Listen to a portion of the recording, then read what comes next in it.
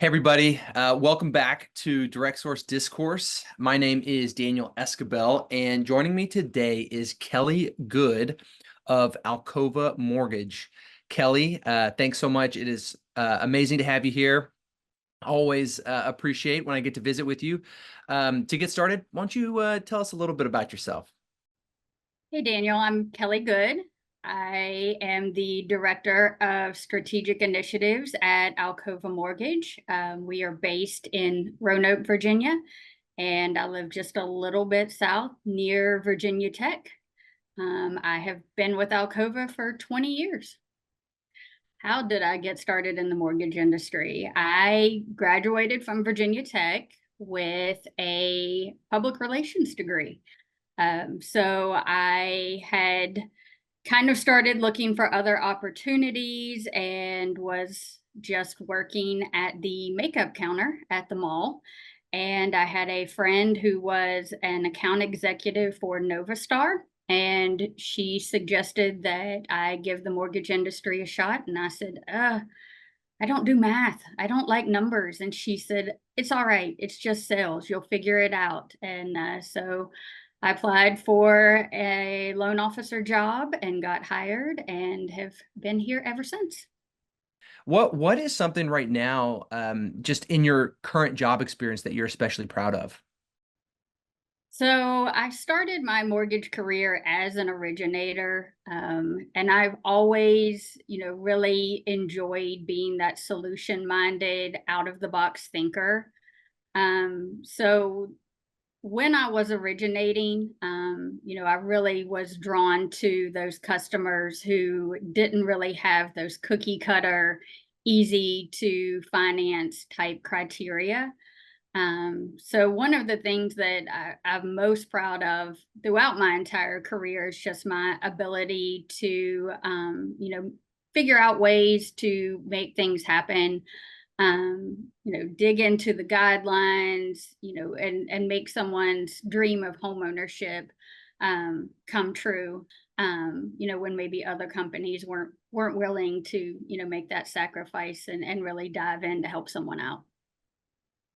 Echo that 100%. Definitely one of the most rewarding parts of this industry, which is a fantastic kind of segue. Right now, just in the current landscape, what would you currently change about mortgage lending if you had a magic wand, for example, or if you were the real estate czar? What would you change? I carry a magic wand with me everywhere I go. It comes in handy, and I really like wielding the power. But if I could go to the magical tools accessory store, I think probably what I would do is trade in that magic wand for a crystal ball. I think one of the struggles that this industry has is, the process of originating a mortgage requires so many different partnerships, and there's so many, different professionals who are invested in the transaction. And every time changes come in our industry, you have to get all those partners to play a role.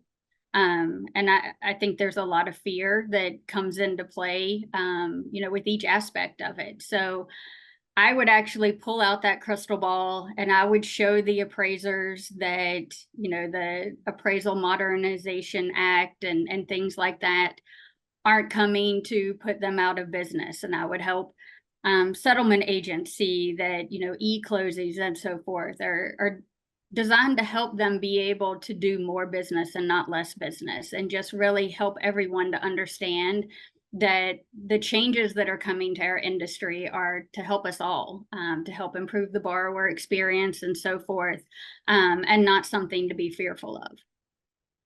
Awesome. I like that. I like that. Okay, so you traded some magical instruments. Very good. That's great. Moving on to, something perhaps a little bit more serious right now. In this market, how does your team stay lean, and more efficient in these what we would consider slower mortgage cycles? But one of the things that we are really focusing on, and it's probably a lesson that we learned, from 2020, is how can we be more productive with the same amount of people? So, one of the things that we've really been focusing on is what are those technologies? What are the ways that we can, slim down the number of people that it takes to produce a loan? What are the ways, that we can increase efficiencies and improve turn times, and just make the whole process more streamlined, so that the next time there's an ebb and flow in the volume that we have, we're better prepared to handle it with the staff that we already have in place. Our investments in technology this year are really focusing on how to streamline the mortgage process. How can we make the experience better for the borrowers? How can we give that guarantee up front that you've done your part, you've provided everything, you're approved, and we're just waiting for those final items to come in so that it's a better customer experience, and just ways to improve underwriting efficiency, less documentation for them to have to review, be able to review files more quickly. We're really embracing a lot of the AI and that type of underwriting, those types of technologies, to be able to help all of our partners in the transaction be able to close the loan and make the experience better for everyone. Here's a change management type question for you. What advice would you give a lender who's struggling to get on board with their new processes, or new tools, adopting new tools that a company is investing in? Like, in other words, what have you found is a successful pattern for company-wide adoption, or is that even possible right now in the mortgage industry? Sometimes I do feel that way. But, anytime that you have a new initiative to roll out, you have to be mindful of, people embrace new things in different ways. We have a fabulous training department here. We do weekly trainings for all of our staff, on various departments and new initiatives. So, we kind of start out with casting that big net, and introducing it, give people, who are quick to adopt things, a chance to kind of jump in and fill it out. And then, I don't know how you scale this, but honestly, one of the things that has really worked well for us, especially this year, is having one-on-one conversations, spending time in offices. We rely on our VPs of sales to go out and visit offices, and we love those light bulb moments. When you have that loan that just isn't working, and someone reaches out for help, and you say, hey, let's try this new technology. We introduced it a few weeks ago. You may not have had a chance to check it out and experiment with it yourself, but let's see if this helps. And it fixes that loan. They're hooked for life. So, you have to kind of start out, I guess, with like a funnel approach. You can capture who you can capture. But then sometimes it just really takes spending one-on-one time with people and kind of holding their hand a little bit more through the process. Okay, so now back to a couple more fun questions. Who right now is an industry personality that you think everybody should be following on LinkedIn?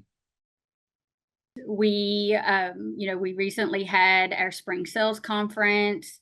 And of course, we had Ali Carty attend, and she had some great insight, on the next generation of borrowers and so forth, and how to reach them. Phil Treadwell, Greg Shears making a big splash right now, and so those are some of the people that I enjoy, keeping up with and learning from. Let's go back in time here. And let's say you're back at the makeup counter, And instead of your friend telling you or asking you and kind of indicating that you should get into the mortgage industry, what is the profession that you would have liked to have them introduce you to instead?